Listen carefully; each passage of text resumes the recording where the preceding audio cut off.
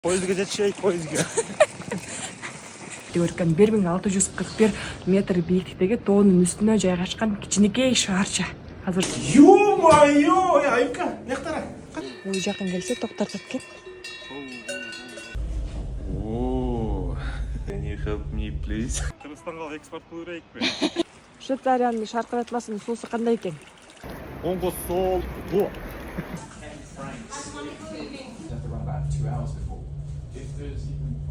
Салам достор, биз бүгүн силерге Европанын эң кооз өлкөлөрүнүн бири Чехиядан Швейцарияга жасаган унаа менен саякатыбыз тууралуу айтып берем. Кыргыз тилинде мындай чыгарылыштар саналуу гана деп ойлойм, ошондуктан колдоп кетүүңүздөрдү суранат элем. Ишемби күнү таң эрте Прагадан Германиянын Штутгарт шаарына жөнөдүк. Ал жакта легендарлуу Mercedes-Benz музейине кирип, автоунаа дүйнөсүнүн тарыхына саякат жасап келдик. Андан кийин алыс эмес жерде жайгашкан Бöblingen шаарында түнөп, эс алып, эрте жолубузду уланттык. Швейцариядагы биринчи точкабыз бул Райнфалл шаркыратмасы болду.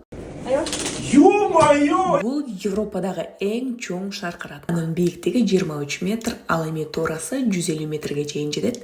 Райнфалл болжол менен 150 миң жыл мурун муз доорунун аягында пайда болгон. Ошол учурда муздар эрип баштаганда Райн дарыясы өз багытын өзгөрткөн. Натыйжада мына ушул табиаттын керемети жаралган. Бүгүн бул жерге миңдеген туристтер келип, суунун күчүн жана кооздугун жакындан көрүшөт.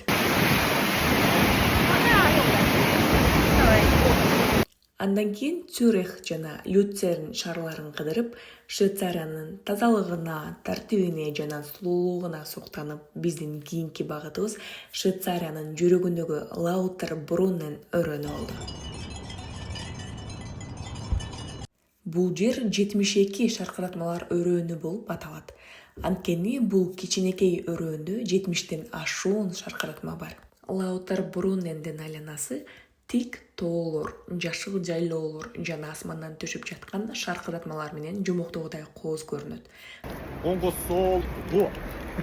Швейцариянын шаркыратмасынын суусу кандай экен? Дагы абдан сонун экен.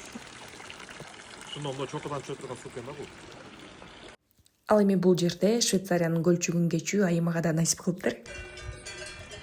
Бул коңгуроочолор жөн гана туристтердин угушу үчүн эмес, уйлардын кайсыл жерде жүргөнүн билип туруу үчүн коюлган экен. Жана бул тосулган кашааларда турган зымдар уйлар келсе тогурат экен. Ошондо уйларды кайтаруу үчүн бир киши убара болбойт экен. Ушул идеяны бизде Кыргызстанда колдонсо болчудай.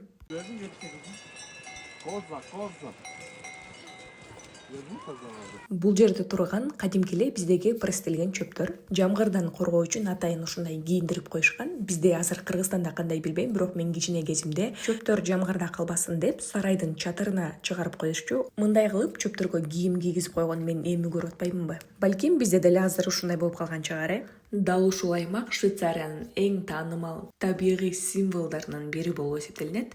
Ушул жерден башыбыздан өткөн кызыктуу окуяны айтып берсем, Лаутербруннен шаарынан кийинки точкабыз Мюррен шаары болчу.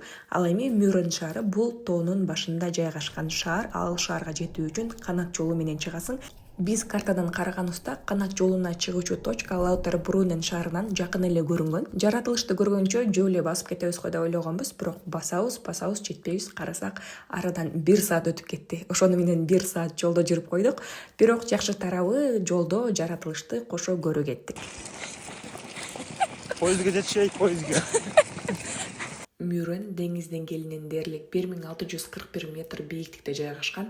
Бул жерден атагы дүйнөгө тараган Альп тоолорунун чокулары Эйгер, Мьонх жана Юнгфрау толук көрүнүп турат. Oh, can you help me, please? Канат жолу менен чыгып жатканда бул тоонун ортосунда жайгашкан Мюррен шаарын эмне үчүн тандадык? Биринчиден, тоонун эң бийик жеринде 2 жашар кызыбыз аба аз болгонун кандай кабыл алышын билген жокпуз. Экинчиден, биз бул жерге кечки саат 5те келгенбиз. Ал эми кайра ылдый түшүү үчүн иштөө убактысы саат 18-15ке чейин эле экен. Ошондуктан биз үчүн эң ыңгайлуу тандоо бул Мюррен шаарын көрүү болду. Бирок бул жерде белгилүү эң бийик чоку бул Шилдхорн деп аталат. Анын бийиктиги 2970 метрдей. Ушул жака келип калсаңыздар, эгерде убакыт болсо, сөзсүз түрдө эң бийик чокуга чыгып кетүү керек деп ойлойм. Швейцарияга келген адам Латербрунен шаарына келип, бул жактан тоого чыга турган канатная дорогадан Мюрен деген шаарга чыгыш керек экен. Ошондо чыныгы Швейцариядагы видти көргөн 1641 метр бийиктиктеги тоонун үстүнө жайгашкан кичинекей шаарча. Азыр ушул жерде жүрөбүз. Мюрен тоонун ортосунда жайгашкан кичинекей шаарча. Тынч айыл. Бул жакта таза аба, кол жаратылыш жана укмуштуу тынчтык өкүм сүрөт. Кышында бул жер лыж аймагына айланат, ал эми жайында миңдеген туристтер тоо жолдорунда сейилдөөгө келишет. Азыр эле булуттар бар эле ушул жерде азыр кетип калышты. Анан могу турган стойкалар сары булгарыдан боелгонбу же чапталганбы? Ушулар азыр временно многу булуттар келгенде ушу булуттарды айдап турушат эле, получается. Билесиздерби, биз эмнени байкадык?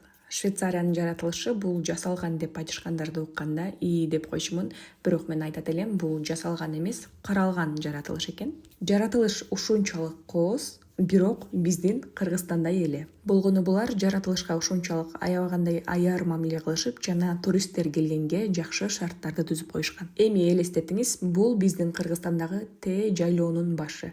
Жайлоонун башы дегенде азыр туристтер барып жаткан жерде эмес, Т жайлоодо мал баккан биздин чарбандарыбыз барган жерди элестетиңиз. Ал жакта кышында барууга эч кандай жол жок, бирок жайындасы барышып, чатыр тигип жашашкан жер сыяктуу.